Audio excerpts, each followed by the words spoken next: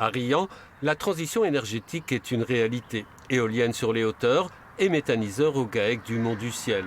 5 associés, 470 hectares de polyculture élevage pour une production principale de lait. Chaque jour, les vaches génèrent 20 tonnes de fumier et 28 mètres cubes de lisier, principal carburant du méthaniseur. L'objectif est de nourrir le digesteur. On peut imaginer dire que c'est une panse de vache. Il faut nourrir les bactéries pour développer ce méthane qui fait tourner les moteurs qu'on entend tourner là-bas derrière.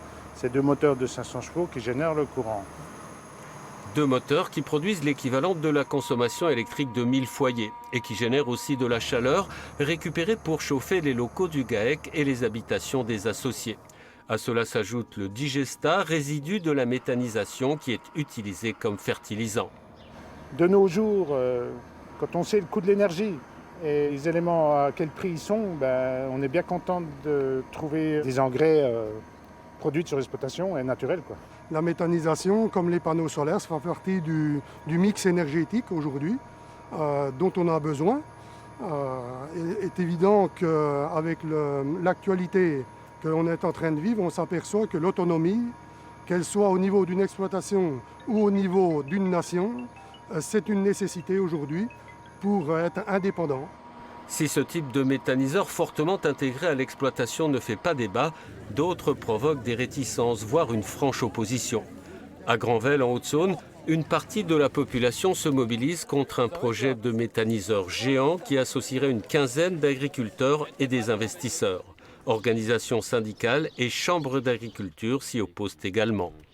Concrètement, dans le projet de Granvelle, on est dans la dérive extrême de ce système-là, parce que c'est produire du seigle et uniquement du seigle pour alimenter un méthaniseur, pour mettre une centaine de tonnes de matière végétale cultivée à cette destination chaque jour dans le méthaniseur. On se retrouve à avoir des fermes qui ne font plus que nourrir le méthaniseur et pas la population et pas les cheptels d'animaux. Le point de vigilance, c'est que la méthanisation, le capital engagé soit le plus possible détenu par les agriculteurs.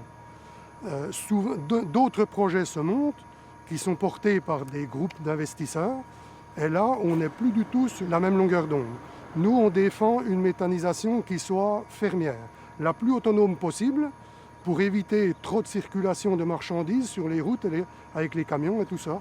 Si l'Allemagne a déjà fait le choix d'un développement massif de ces méthaniseurs géants, en France, la question divise. La production de biogaz est pourtant un enjeu central dans la transition énergétique.